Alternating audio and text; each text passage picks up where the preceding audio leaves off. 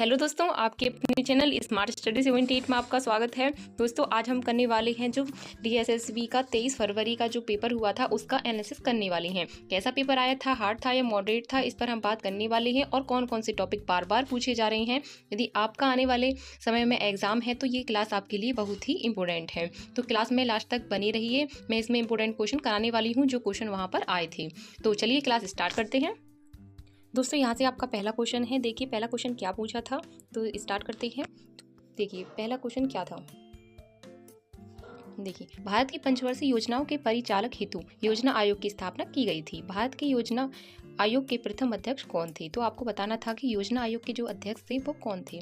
तो वहाँ पर आपके 4 ऑप्शन दिए हुए थे और इसका जो कौन सा करेक्ट रहने वाला है, तो इसका जो करेक्ट आंसर था वहाँ पर कौन सा था। इसमें 4 ऑप्शन थे, भीमराव रामजी अंबेडकर, राजेंद्र प्रसाद, जवाहरलाल नेहरू और CD देशमुख। 4 आपके ऑप्शन दिए हुए थे और इसका जो वहाँ पर करेक्ट आंसर था वो आपका जवाहरलाल नेहरू था, क्योंकि वो हमारे आयोग के अध्यक्ष हैं। इसका करेक्ट आंसर आपका सी रहने वाला है। अब देखते हैं नेक्स्ट क्वेश्चन कौन सा आया था आपका।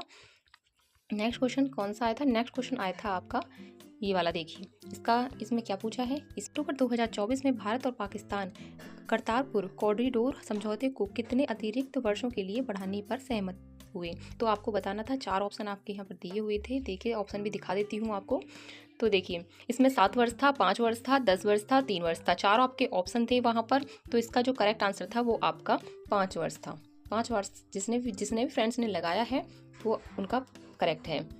5 वर्ष इसका करेक्ट आंसर है, यानी बी वाला सही है। अब देखते हैं नेक्स्ट क्वेश्चन कौन सा पूछा है।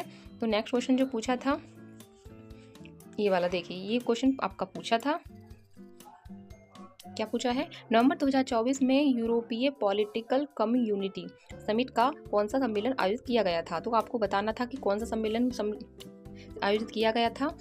तो आपको देखिए इसमें आपके ऑप्शन थे चौथा, छठा, 5वां और 7वां। 4 आपके ऑप्शन थे। तो इसका जो करेक्ट आंसर था वहाँ पर आपका 5वां था, यानी कि 5वां जिसने भी फ्रेंड्स ने लगाया है एकदम करेक्ट है। सी ऑप्शन इसका राइट आंसर है। ठीक है, अब देखते हैं नेक्स्ट क्वेश्चन कौन सा पूछा था। अब देखते हैं नेक्स्ट क्वेश्चन। दोस्तों अगर मैं बात करूं तो आपकी करंट मैंने पहले भी बता चुकी हूं कि 2025 की आपकी करंट इंपॉर्टेंट है, करंट पूछी जा रही है। और रही बात आपके उसकी पॉलिटी के क्वेश्चनों की, तो पॉलिटी के क्वेश्चन आपके संशोधन और article very very very important हैं दोस्तों। उनके तो आपको करके ही जाने हैं, छोड़ने नहीं है बिल्कुल भी। देखो इसमें क्या क्वेश्चन पूछा है, ये भी आपका विकाय। देखिए 8 अप्रैल 2025 को हिमालय ऊंचाई वायुमंडलीय एवं जलवायु अनुसंधान केंद्र का उद्घाटन किस जिले में किया गया था? तो आपको बताना था कि किस जिले में किया गया था। आपके 4 ऑप्शन वहां पर आपको दिखाई दे रहे होंगे और देखिए इस प्रकार है, उधमपुर है, पुलवामा में है और श्रीनगर और जम्मू। 4 ऑप्शन थे और इसका जो करेक्ट आंसर था वो आपका कौन सा था। इसमें जो आपका करेक्ट आंसर था वो आपका ए वाला था, उधमपुर जिसने भी लगाया एकदम करेक्ट है, यानी कि ए आंसर आपका एकदम सही रहेगा।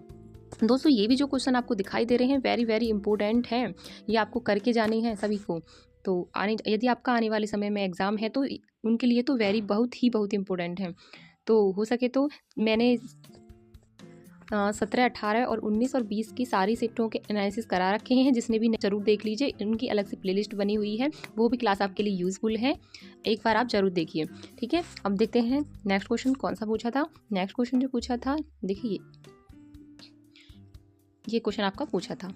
उदारीकरण के बाद भारत में स्टार्टअप संस्कृति का तीव्र विकास हुआ है। स्टार्टअप इंडिया पहल के क्रियान्वयन का नेतृत्व कौन सा मंत्रालय कर रहा है? कौन सा कर रहा है ये आपको देखना है। देखिए 4 ऑप्शन आपके दिए हुए हैं। तो देखिए कौन कर रहा है, कौशल विकास मंत्रालय, और दूसरा ऑप्शन आपका वाणिज्य और उद्योग मंत्रालय, तीसरा ऑप्शन आपका MSME मंत्रालय और वित्त मंत्रालय। आपके 4 ऑप्शन वहाँ पे दिए हुए थे। तो इसका जो करेक्ट आंसर था वो आपका कौन सा था। इसका जो करेक्ट आंसर था वो आपका वाणिज्य और उद्योग मंत्रालय था, उद्योग मंत्रालय, यानी बी वाला इसका करेक्ट आंसर था। बी यानी कि बी वाला इसका करेक्ट आंसर था। ठीक है, अब देखते हैं नेक्स्ट क्वेश्चन कौन सा था इसका। नेक्स्ट क्वेश्चन कौन सा पूछा था। नेक्स्ट क्वेश्चन देखिए मैंने कहा था कि 2025 के पूछे जा रहे हैं। 2025 के मैंने कितने क्वेश्चन दिखा दिए हैं, सारी शिफ्टों में 2025 की करंट पूछी है। तो आपको यहाँ से क्वेश्चन बन रहे हैं तो करके जानी है। ठीक है, अब देखते हैं जनवरी 2025 में निम्नलिखित में से किसी भारतीय क्रिकेट कंट्रोल बोर्ड का लोकपाल और नैतिकता अधिकारी नियुक्त किया गया? तो आपको बताना था कि जो भारतीय क्रिकेट का जो कंट्रोल बोर्ड और लोकपाल और नैतिकता का जो अधिकारी बनाया था वो किसको बनाया था। तो आपके 4 ऑप्शन थे हैं वहाँ पर, तो मिलते हैं आपको, देखिए इस प्रकार। न्यायमूर्ति जय माल्या बागची, और दूसरा ऑप्शन आता है आपका न्यायमूर्ति आशीष निथानी, और तीसरा ऑप्शन आपका न्यायमूर्ति हरीश टंडन, और चौथा ऑप्शन आपका न्यायमूर्ति अरुण मिश्रा। तो देखिए वहाँ पर आपको कंफ्यूज करने के लिए क्या है कि न्यायमूर्ति चारों में ही दे रखे हैं, बस आपको नाम पता होना चाहिए, इसे काम नहीं चलेगा। जैसे न्यायमूर्ति वगैरह कुछ भी थोड़ा बहुत आपने कर भी लिया होगा तो यहाँ से आपका काम नहीं चलने वाला, क्योंकि नाम का भी पता होना चाहिए, क्योंकि नाम इसमें पूछा है। देखो ये जो नाम पूछे हैं ना, नाम इम्पोर्टेंट है। न्यायमूर्ति इसलिए इन्होंने सबके में लगा दिया है। तो देखिए इसका जो करेक्ट होगा आपका, इसका करेक्ट आंसर आपका न्यायमूर्ति अरुण मिश्रा सही था।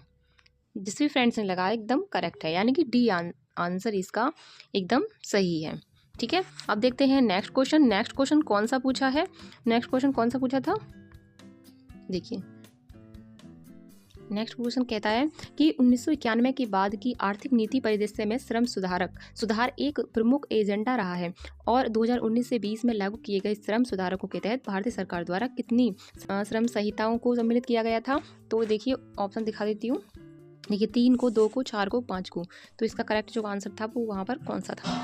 तो अगर आपको पता है तो आप मुझे कमेंट करके ज़रूर बताइए कौन कौन से क्वेश्चन आप पर बन रहे हैं। अच्छी बात है, तो वो मुझे कमेंट करके आप ज़रूर बताइए। तो इसका जो करेक्ट आंसर था वहाँ पर आपका 4 था, यानी कि सी वाला एकदम करेक्ट आंसर है। सी, इसका सी वाला रहेगा, यानी 4। अब देखते हैं नेक्स्ट क्वेश्चन। नेक्स्ट क्वेश्चन कौन सा है, देखिए 2025 की आ गई ना, देखो 2025 की आ रही है। मैंने आपको क्वेश्चन दिखाए हैं, और हर एक शिफ्ट में की, यानी हर एक शिफ्ट में मैंने जो क्वेश्चन कराए हैं आपके, जो पिछली यानी कि लास्ट क्लास थी आपकी, उसमें भी मैंने आपको क्वेश्चन 2025 के दिखाए हैं। देखिए इसमें क्या पूछा है, अप्रैल 2025 में किस देश के अंतर्राष्ट्रीय राष्ट्रपति के कतर में इराकी प्रधानमंत्री से मुलाकात की। तो ऐसा कौन थे जो इराकी से मुलाकात की थी प्रधानमंत्री से, तो आपको बताना है। तो इसके 4 ऑप्शन में बता रही, देखिए इस प्रकार देख लीजिए। यदि आपको पता है तो आप आंसर जरूर दीजिए, अगर नहीं पता है तो कोई दिक्कत नहीं है, आप इन्हें इस प्रकार के क्वेश्चन करके जाने हैं, ये ऐसे क्वेश्चन वहाँ पर पूछे जा रहे हैं। ठीक है, इसका जो करेक्ट आंसर होगा वो कौन सा था, इराक, लेबनान और सीरिया और जॉर्डन। तो इसका करेक्ट आंसर आपका सीरिया था, यानी कि सी वाला, सीरिया सी वाला। तो देखिए सी इसका करेक्ट आंसर है। ठीक है, अब चलते हैं नेक्स्ट क्वेश्चन पर। नेक्स्ट क्वेश्चन कौन सा पूछा है, नेक्स्ट क्वेश्चन देखिए खनिज, यानी कि आपके खनिज से भी क्वेश्चन बन रहे हैं, खनिज से बन रही हैं आपके क्वेश्चन, यानी कि ज्योग्राफी से।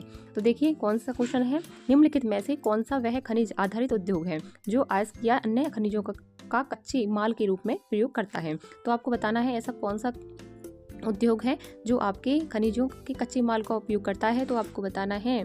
तो इसके जो करेक्ट आंसर कौन सा रहेगा, कपड़ा उद्योग, चीनी उद्योग और लोहा और इस्पात उद्योग और रबड़ उद्योग। 4 ऑप्शन थे आपके वहाँ पर, तो इसका जो करेक्ट आंसर था वो आपका लोहा और इस्पात उद्योग था, यानी कि सी वाला। अभी भी सी वाला करके आई हूँ, ये वाली, इसका भी आंसर सी ही रहने वाला है। तो सी इसका सही है, सी करेक्ट है एकदम। ठीक है, अब चलते हैं नेक्स्ट क्वेश्चन पर। दोस्तों क्लास कैसी लग रही है आप फीडबैक ज़रूर दीजिए, और जो भी इस चैनल पे नए हैं तो प्लीज़ सब्सक्राइब जरूर कर लीजिए। और यदि आप मैंने हर एक, यानी कि आपके 17, 18, 19 जो भी आपकी शिफ्ट हैं, मैंने उनके एनालिसिस करा दिए हैं। जिसने भी नहीं देखी है वो क्लास ज़रूर देखिए, मैं टाइम टू टाइम उन्हें कराती रहती हूँ। यदि आपका आने वाले समय में आपका एग्ज़ाम है तो वो क्लास आपके लिए फिर तो बहुत ही इंपॉर्टेंट रहने वाली है, तो आप एक बार ज़रूर चेक कीजिए। ठीक है, अब चलते हैं नेक्स्ट क्वेश्चन पर। नेक्स्ट क्वेश्चन क्या है, नेक्स्ट क्वेश्चन क्या बताता है, हमारी जनजाति यानी जाति से आपका क्वेश्चन आ रहे हैं, जनजाति से, जातीय से आपके क्वेश्चन आ रहे हैं, ये आपको करके जाने हैं। ठीक है, अब देखते हैं क्या पूछा है इसमें, भारत के किस राज्य में भील जनजातीय समुदाय की जनसंख्या सर्वाधिक है। तो आपको बताना है कि जो आपकी भील जनजाति है, भील जनजाति वैसे तो कई राज्यों में देखने को मिलती है, लेकिन ये पूछा है कि सबसे ज़्यादा उनका जो समूह मिलता है वो कहाँ पर मिलता है जनसंख्या में। तो कौन सा राज्य है जहाँ पर सबसे ज़्यादा मिलती है, तो आपको बताना है। तो केरल, मध्य प्रदेश, उड़ीसा और तमिलनाडु। तो इसका जो करेक्ट आंसर था वहाँ पर आपका मध्य प्रदेश था, यानी कि मध्य प्रदेश इसका करेक्ट आंसर था। अब देखते हैं नेक्स्ट क्वेश्चन को। नेक्स्ट क्वेश्चन में क्या पूछा है, नेक्स्ट क्वेश्चन में क्या पूछा है, देखिए मैंने जो लास्ट क्लास थी उसमें भी बताया था कि नदियों को जरूर करके जाना है, नदी से क्वेश्चन आपकी बन रहे हैं। नदी जो आपका चैप्टर है वो आपका इंपॉर्टेंट है, यहाँ से आपके क्वेश्चन बन रहे हैं। मैंने पिछली क्लास में भी आपको दिखाया था कि देखो नदी से यहाँ क्वेश्चन आ रहे हैं, आपको नदी करके जानी है। अगली शिफ्ट में भी, यानी कि नेक्स्ट शिफ्ट में भी आपको देखने को मिल गया, देख लीजिए। तो अब देखते हैं नेक्स्ट क्वेश्चन, सॉरी ये जो इसमें क्या क्वेश्चन पूछा है, अभी तो ये नहीं कराया मैंने। हाँ, तो इसमें क्या करा, इसमें क्या पूछा है, नदियाँ तटीय मैदान के निर्माण में किस प्रकार महत्वपूर्ण योगदान देती है। तो आपको बताना है जो नदी होती है वो तटीय मैदान का के निर्माण में क्या महत्वपूर्ण योगदान देती है, क्या सहयोग होता है उसका। तो आपको बताना 4 ऑप्शन इसके हैं, देख लीजिए पूरी तरह से इसमें। हाँ, अपक्ष द्वारा, समय के साथ, तलछट जमा करके, या फिर समुद्र का स्तर बढ़ाकर और केवल तट रेखा का निर्माण करके। तो इसका करेक्ट आंसर कौन सा रहेगा। इसका जो करेक्ट आंसर आपका समय के साथ तलछट जमा करके, यानी बी वाला ऑप्शन सही है। बी वाला इसका करेक्ट है, बी एकदम करेक्ट आंसर है। देखते हैं नेक्स्ट क्वेश्चन कौन सा है। अब देखते हैं आपकी पॉलिटी से क्वेश्चन दिया है। देखिए पॉलिटी से क्या क्वेश्चन पूछा है। देखिए क्या पूछा है, किस वर्ष में संपत्ति के अधिकार को भारतीय संविधान के मौलिक अधिकार की सूची से हटा दिया गया था। देखिए आपके जो मौलिक अधिकार है वहां से तो क्वेश्चन आनी ही आनी है, लेकिन जैसे कि अलग से कर दिया, यानी कि संपत्ति का जो अधिकार था पहले वो मौलिक अधिकार था, लेकिन उसे कानूनी अधिकार कर दिया गया। लेकिन इसमें पूछा है कि जो मौलिक अधिकार की जो सूची थी उसमें जो जब मौलिक अधिकार में था वो संपत्ति का अधिकार, उसे कब हटा दिया गया था। तो आपको बताना था, तो 1973 था, 1975 था, 1976, 1978। इसका कौन सा करेक्ट आंसर था। तो वहाँ पर आपका जो करेक्ट आंसर था वो 1978 था, क्योंकि 1978 में ऐसा हुआ था, जो आपका संपत्ति का जो अधिकार था पहले वो मौलिक अधिकार में आता था, लेकिन उसके बाद क्या हुआ, उसे हटा दिया गया, वो कानूनी अधिकार के रूप में ले लिया गया। तो फिलहाल इसका करेक्ट आंसर आपका कौन सा है, 1978 में। ठीक है, अब चलते हैं नेक्स्ट क्वेश्चन पर। दोस्तों यदि आपका कोई भी डाउट है तो आप मुझे कमेंट करके ज़रूर बताइए।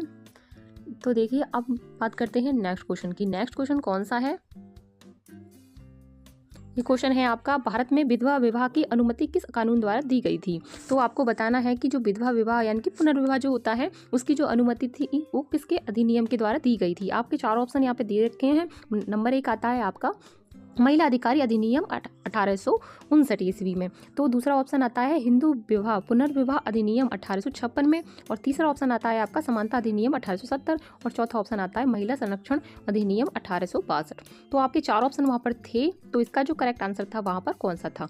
विधवा जो विवाह यानी कि पुनर्विवाह जो होता है कौन से अधिनियम के अंतर्गत आता है, तो आपका आता है आपका हिंदू विवाह पुनर्विवाह अधिनियम 1856। इसका करेक्ट आंसर है, यानी बी वाला इसका करेक्ट आंसर है एकदम। ठीक है, अब देखते हैं नेक्स्ट क्वेश्चन कौन सा पूछा था। नेक्स्ट क्वेश्चन पूछा था देखिए नेक्स्ट क्वेश्चन है आपका, ब्राजील में 2024 के G20 शिखर सम्मेलन का विषय क्या था। तो आपको बताना था कि जो आपका G20 2024 में हुआ था उसका जो विषय था वो क्या था, किस विषय पर आधारित था, आपको बताना था। 4 आपके ऑप्शन है। तो देखिए वैश्विक सुधार और लचीलापन, पहला ऑप्शन आपका ये आता है, और दूसरा ऑप्शन आता है समानता सततता और समावेशन। तो ये तो आपका है ही नहीं बिल्कुल ही, और सभी के लिए स्वास्थ्य शिक्षा और सामायिक विकास, और तीसरा हो गया। अब चौथा ऑप्शन आता है आपका एक न्यायिक संगत विश्व एवं एक साधारणीय ग्रह का निर्माण। तो इसका कौन सा करेक्ट रहने वाला है। देखो ये वाले तो बिल्कुल भी नहीं है, ये वाला भी नहीं है, तो इसका करेक्ट आंसर आपका डी रहने वाला है। डी वाला मैं दिखा देती हूँ, डी वाला ये वाला देखिए, डी वाला इसका करेक्ट आंसर है। डी इसका एकदम सही रहने वाला है। ठीक है, अब देखते हैं नेक्स्ट क्वेश्चन कौन सा पूछा था। देखिए ये वाला नेक्स्ट क्वेश्चन में क्या पूछा है। नेक्स्ट क्वेश्चन पूछा है कि भारत सरकार ने आत्मनिर्भर भारत अभियान की शुरुआत किस वर्ष की थी। यानी कि जो भारत सरकार ने जो आत्मनिर्भर जो अभियान चलाया था वो कब चलाया था, कौन से सन में चलाया था, ये आपको बताना है। तो आपको मैं 4 ऑप्शन दिखा देती हूँ। देखिए कौन से इसमें चलाया था, 2019, 20, 21 और 22 4 ऑप्शन थे वहाँ। आपके जो इसका करेक्ट आंसर था वो कौन सा था, आप मुझे कमेंट करके बताइए कि इसका करेक्ट आंसर कौन सा है। तो देखिए इसका जो करेक्ट आंसर था आपका 2020 इसका एकदम करेक्ट आंसर था, यानी बी वाला करेक्ट एकदम आंसर था। दोस्तों यही क्वेश्चन थे आपके, ये आपका लास्ट क्वेश्चन था। तो जो भी आपका डाउट रहा हो तो आप मुझे कमेंट करके ज़रूर बताइए, और अपनी फीडबैक ज़रूर दीजिए कि क्लास कैसी लगी। और जो भी इस चैनल पे नए हैं तो प्लीज़ सब्सक्राइब जरूर कर लीजिए। एसएसबी के जितने आपके एग्ज़ाम हुए हैं मैंने सारे शिफ्टों का एनालिसिस करा दिया है, आप जाकर चेक कर लीजिए, प्लेलिस्ट अलग से बना रखी है। तो मिलते हैं नेक्स्ट वीडियो में, तब तक के लिए धन्यवाद।